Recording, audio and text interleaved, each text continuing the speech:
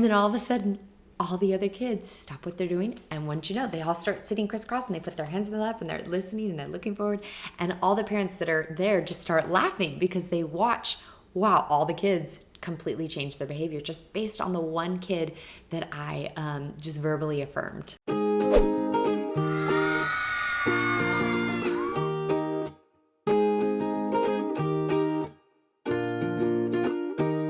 Hey there, I'm Catherine Barker, and today I'm going to be sharing my favorite student incentives to help encourage good behavior.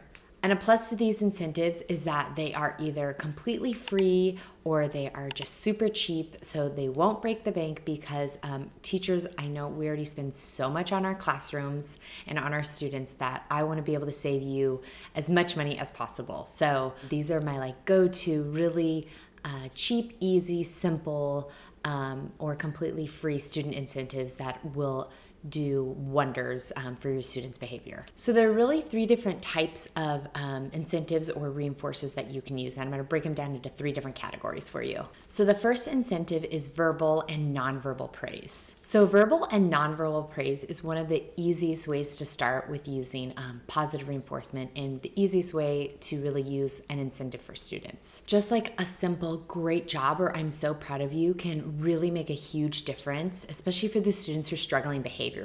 You can also do simple things like a thumbs up or a high five or even just smiling and nodding and yes, you're doing a good job.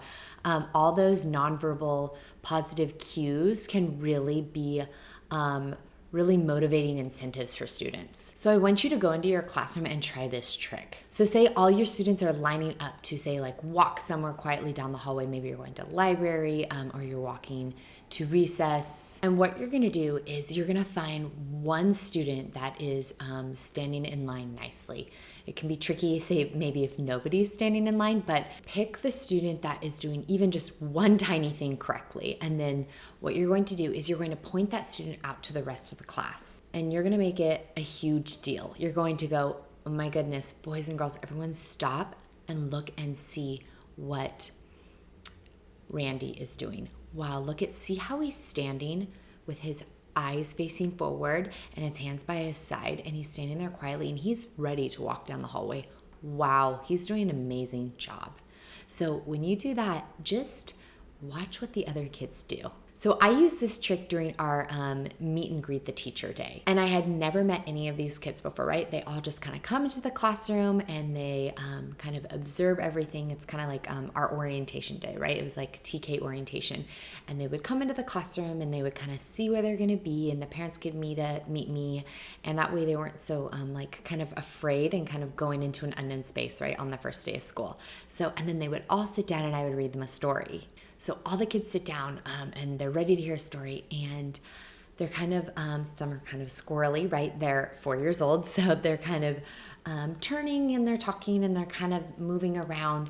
And so I picked the one student who I saw that was showing good listening on the carpet, and I said, oh my goodness, does everybody see? And I didn't know their name, so I literally said, my friend right here in the red shirt, what an amazing job she's doing. Everyone see how she's sitting crisscross applesauce, hands in her lap, her eyes are forward, she's listening with her ears and her heart. Wow. And then all of a sudden, all the other kids stop what they're doing, and once you know, they all start sitting crisscross and they put their hands in their lap and they're listening and they're looking forward, and all the parents that are there just start laughing because they watch, wow, all the kids completely change their behavior just based on the one kid that I just verbally affirmed. So that's a really easy, obviously very free incentive that you can use that can help motivate students. The second type of incentive is a privilege-based incentive. So this looks like when a student makes good choices, you offer like a privilege-based reward. So some examples of that would be say having like an activity board where you have special activities that are just for like privilege based. So if they reach their goal, then they get to go to the special activity board, they get to take out an activity, whatever they want, and they just use it during that time. You can also make the student the teacher's helper for the day, where they get to do like special tasks for you or help you with certain things that are unique just to them that nobody else gets to do. You could also do have it where they get like special flexible seating. So maybe they get to like sit or stand or like lay down kind of anywhere that they want in the classroom, obviously short of distracting other kiddos during like say like independent work time or maybe during story time, but it's kind of just gives them that extra like privilege of something special they don't normally get to do. You can also do say like lunch with the teacher, maybe snack time with the teacher.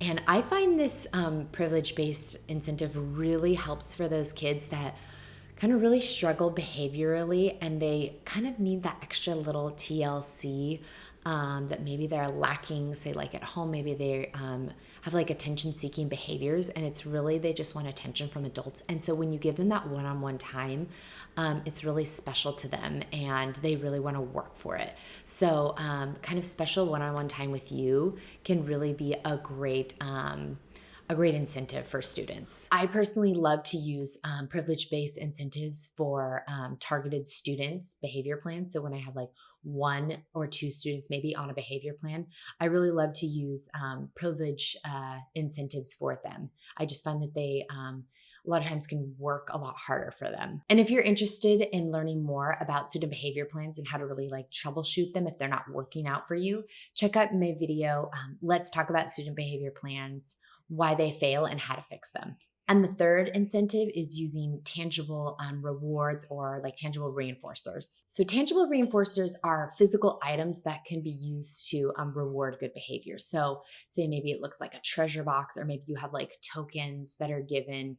And then when they earn a certain amount of tokens, then they earn like a prize. So here's like a quick list of some tangible reinforcers that I love to use. Pencils, erasers, little small toys, stickers, bracelets, washable tattoos. Students love these. They absolutely love them. Medals or certificates. And a lot of these tangible incentives, I would love to just like go to the Dollar Tree and I would just kind of pull off like different little packs of things that like I thought my class kind of liked that year. Like one year I had students, the girls really loved unicorns and I found these unicorn rings from the Dollar Tree and they were like a pack of 10 for $1. So I grabbed that and I put that in my treasure box. The Dollar Tree has some really great incentives, great like little tangible incentives that you can use in your like own treasure box or use for like rewards for maybe student behaviors, student behavior plans and whatnot. I also asked my parents to donate to my class treasure box.